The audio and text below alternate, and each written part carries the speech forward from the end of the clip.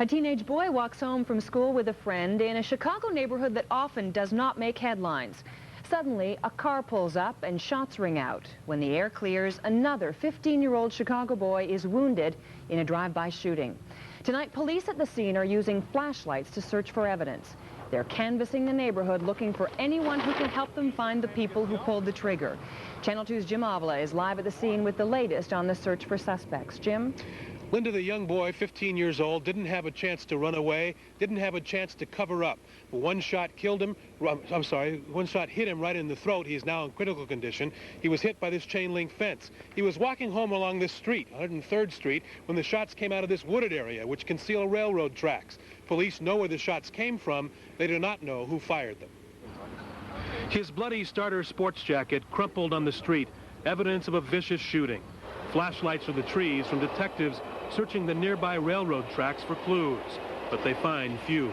A 15-year-old boy, Sidney Brunell, a sophomore at Brother Rice High School, gunned down as he walked home just before dark. They said he was on his way from school and it was drive-by shooting.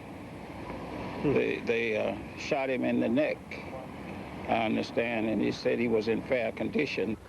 Witnesses in the neighborhood told detectives they heard only one shot. This used to be a quiet place to live. Now it's hit far too often with random violence. This 27-year veteran of the neighborhood says he hears gunshots far too often. It's really sad that babies are being blown away. Wars are bad enough. Like we have combat right here in our backyard. Yeah, the war's not overseas anymore, is it? No, it's right here. Once again, the 15-year-old boy is in critical condition at Christ Hospital in Oak Lawn. We're told now by the police department they expect him to survive. Live in the South Side, I'm Jim Avila, Channel 2 News. Linda? Thanks. Cars rushing down the Dan Ryan Expressway. Some are heading home, others are out on business. All are unaware they're heading for big trouble. Tonight, police are searching for a group of teens who threw bricks at those cars and almost caused a deadly pileup. This is what the victims saw as they came around a turn on the Dan Ryan Expressway. They couldn't see the danger lurking on the other side of the bridge up ahead. 4 teens were waiting there, ready to attack with rocks. And this is what those rocks did to one of the drivers. This woman was still in pain tonight as she left the hospital in a wheelchair. Channel 2's Mike Parker is here with more on the attack and the people who found themselves in the wrong place at the wrong time. Mike? Lester, Illinois State Police tell us tonight there have been several incidents of rock throwing along area highways in recent weeks, and they say they've been trying to keep an eye on some of those spots. But today's attack was the first at this location. There was no surveillance underway when it happened. If you drive in Chicago, you've probably used the winding access road to get from either the Stevenson or Lakeshore Drive to the southbound Ryan. It has something of a blind curve before it winds south. The culprits used that to surprise their victims. One of those victims, Barbara Martin, was still in pain tonight as she left Mercy Hospital. I'm feeling very tired and very sick, very weak. I'm hyperventilating, of course, of what happened. The 4 young men were standing in this concrete area just a few yards from the oncoming traffic.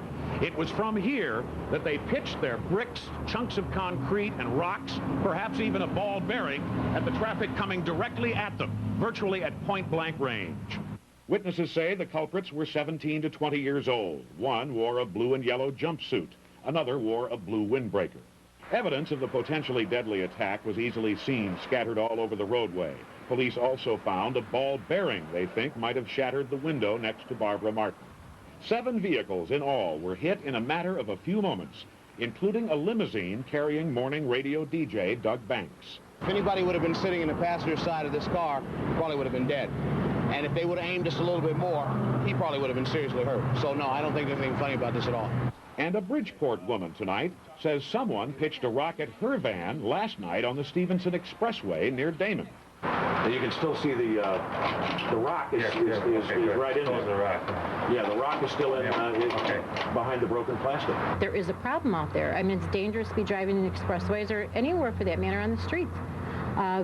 With people, they have no concern for someone else's life. They just throw objects, and it could be something very serious. A passenger in one of the cars hit today jumped out of the car and ran after the youths, but he says they took off and disappeared, probably into the streets and alleys of nearby Chinatown. Those 4 young men are still at large tonight. Lester and Linda.